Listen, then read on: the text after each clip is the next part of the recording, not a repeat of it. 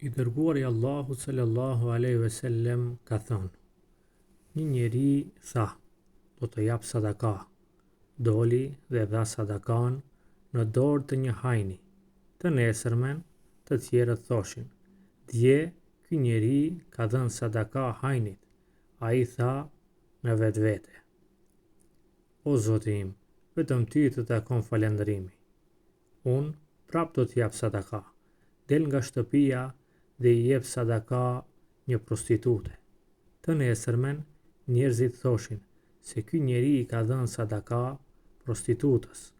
Ai tha në vetvete: O Zoti im, vetëm ty të takon falënderimi. Unë prap do t'jap sadaka.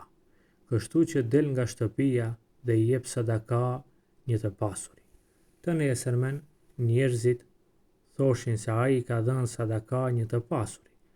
Ai tha në vetvete: O Zoti im, vetëm ty të takon falënderimi për atë që i kam dhënë sadaka hajnit, prostitutës dhe të pasurit. Atij pastaj i paraqitet në ëndër një zë duke i thënë: Sadakaja e jote e dhënë hajnit ndikoi që ai të largohet nga vjedhja. Sadakaja e jote e dhënë prostitutës ndikoi që ajo të largohet nga prostitucioni.